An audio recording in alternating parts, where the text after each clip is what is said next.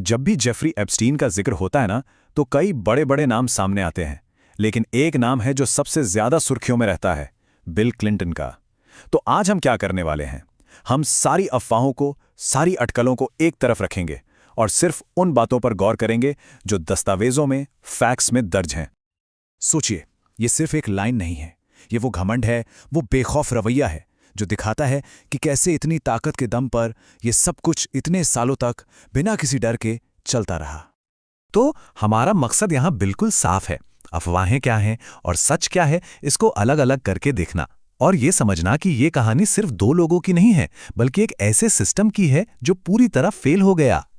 तो चलिए सबसे पहले यही समझते हैं कि आखिर जेफरी एप्स्टीन ने इतने पावरफुल लोगों के बीच अपनी पैठ बनाई कैसे? क्या था उसका तरीका? एप्स्टीन का तरीका आप कह सकते हैं बहुत सोचा समझा था। उसने अमीरों और ताकतवर लोगों का एक खास सर्कल बनाया। अपने पैसे और असर का इस्तेमाल करके वो हर बड़ी जगह पहुंच जाता था। पॉलिटिकल पार्टियों को डोनेशन देना, व्हाइट हाउस के संगठनों को दान देना और घिसलिन मैक्सवेल जैसी उसकी सहयोगी, जो इन ताकतवर लोगों को जोड़ने वाली कड़ी का काम करती थीं। यही वो जाल था जिसने उसे समाज में एक रिस्पेक्टेबल चेहरा दिया और उसके असली कारनामों पर पर्दा डाले रखा। और अब आते हैं सबसे अहम सवाल पर। बिल क्लिंटन और जेफरी एप्स्टीन का रिश्ता ये वक्त के साथ कैसे पनपा और कैसे बदला? आइए इसकी पूरी टाइमलाइन को समझते हैं। ये टाइमलाइन देखिए, ये उनके रिश्ते का पूरा सफर दिखाती है। 90s के दशक में जब क्लिंटन प्रेसिडेंट थे, तब एप्स्टीन व्हाइट हाउस आने जाने लगा। फिर 2001 से 2003 के बीच प्रेसिडेंसी के बाद क्लिंटन ने एप्स्टीन के प्राइवेट जेट पर क्लिंटन फाउंडेशन के काम के लिए कई दौरे किए। लेकिन 2005 के बाद जैसे ही एप्स्टीन पर पहली जांच शुरू हुई, ये सीधा संपर्क कम हो गया। और 2019 में जब एप्स्टीन गिरफ्तार हुआ, तो ये रिश्ता फिर से सबके सामने आ गया, एक बड़ी जांच के केंद्र में। 17, ये नंबर देखिए। व्हाइट हाउस के जो विजिटर लॉग्स हैं, वो बताते हैं कि 1993 से 1995 के बीच, मतलब महज 2 साल में जेफरी एप्स्टीन 17 बार व्हाइट हाउस गया था। अच्छा, क्लिंटन की प्रेसिडेंसी खत्म होने के बाद के साल बहुत अहम है। रिकॉर्ड्स बताते हैं कि क्लिंटन ने एप्स्टीन के जेट, जिसे लोलिता एक्सप्रेस भी कहा जाता था, उस पर कम से कम 17 बार सफर किया। ये सारे ट्रिप्स क्लिंटन फाउंडेशन के काम के सिलसिले में थे। यूरोप, एशिया, अफ्रीका के दौरे, और इन दौरों पर क्लिंटन के साथ उनका स्टाफ और सीक्रेट सर्विस भी होती थी। यहां तक कि 2002 के एक इंटरव्यू में क्लिंटन ने एप्स्टीन को एक कामयाब फाइनेंसर और परोपकारी इंसान बताया था।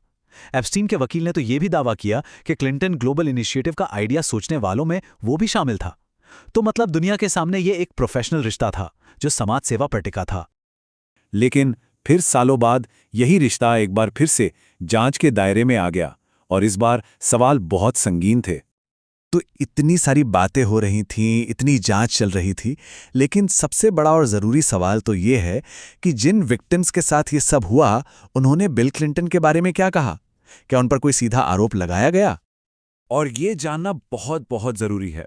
अदालती रिकॉर्ड्स और पब्लिक स्टेटमेंट्स में ये बात साफ है कि एप्स्टीन केस में किसी भी विक्टिम या आरोप लगाने वाले ने बिल क्लिंटन पर यौन शोषण का कोई सीधा आरोप कभी नहीं लगाया। जो भी सवाल उठे वो उनके आपसी रिश्ते और दोस्ती को लेकर थे, किसी अपराध को लेकर नहीं। तो फिर सवाल उठे क्यों? कुछ बातें थी जो बार बार सामने आईं, जैसे वर्जीनिया गिफ्रे का ये कहना कि उन्होंने क्लिंटन को एप्स्टीन के आइलैंड पर देखा था। हालांकि उन्होंने उन पर कोई गलत काम करने का आरोप नहीं लगाया और क्लिंटन ने हमेशा इस बात से इनकार किया। फिर गिफ्रे के वकीलों ने क्लिंटन से पूछताछ करने की कोशिश की, जिसे जज ने मना कर दिया। एक जगह एप्स्टीन के एक कर्मचारी ने गवाही दी कि एप्स्टीन ने मजाक में कहा था क्लिंटन को यंग लड़कियां पसंद हैं। और तो और एप्स्टीन के घर से बिल क्लिंटन की एक अजीब सी पेंटिंग भी मिली, जिसमें वो नीली ड्रेस में थे। FBI की फाइलों से भी पता चला कि कुछ आरोपों की गुपचुप जांच हुई थी, लेकिन उन्हें भरोसे के लायक नहीं पाया गया। तो इन्हीं सब चीजों ने इस रिश्ते को शक के घेरे में ला खड़ा किया। लेकिन ये कहानी सिर्फ एक रिश्ते से कहीं ज्यादा बड़ी है। ये उस पूरे सिस्टम के फेलियर की कहानी है। एक ऐसा सिस्टम जो एक शिकारी को, एक प्रेडेटर को रोकने में पूरी तरह नाकाम रहा। और इस सिस्टम की नाकामी का सबसे बड़ा सबूत ये टाइमलाइन देखिए। FBI को पहली शिकायत मिली 1996 में, लेकिन उन्होंने फॉर्मल जांच कब शुरू की? 2006 में। पूरे 10 साल का गैप। सोचिए, 10 साल की देरी। और इसी नाकामी के बीच एक ऐसी चीज हुई जिसने सबको चौंका दिया।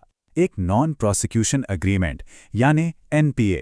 ये 2007 में सरकारी वकीलों और एप्स्टीन के वकीलों के बीच हुआ एक सीक्रेट सौदा था। इस सौदे ने न सिर्फ एप्स्टीन को बल्कि उसके सभी साथियों को भी हर तरह के फेडरल क्रिमिनल चार्ज से बचा लिया।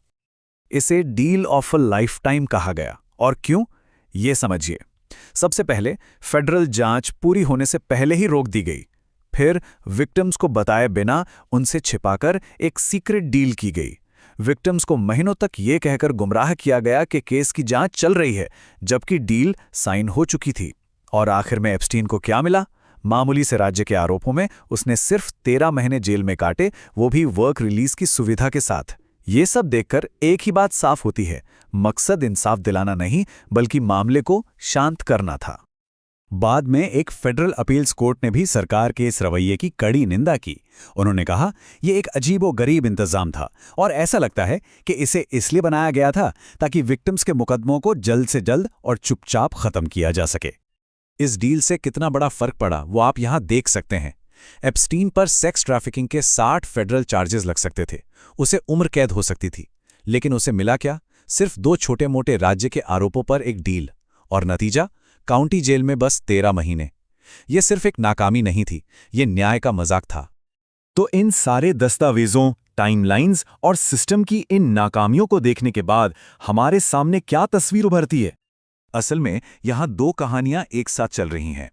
एक तरफ है क्लिंटन और एप्स्टीन का रिश्ता, एक सोशल और प्रोफेशनल रिश्ता जो करीब 1 दशक तक चला और जिसने राजनीतिक गलियारों में तूफान ला दिया। और दूसरी तरफ है हमारे सिस्टम की कहानी, एक ऐसा जस्टिस सिस्टम जो शुरुआती चेतावनियों को नजरअंदाज करता रहा और जिसने गुपचुप तरीके से एक प्रेडेटर और उसके पूरे नेटवर्क को बचा लिया। एक कहानी ने विक्टिम से बिना किसी सीधे आरोप के सबका ध्यान खींचा और दूसरी कहानी ने उन्हीं विक्टिम्स को उन अधिकारियों के हाथों छला हुआ महसूस कराया जिनका काम उनकी रक्षा करना था।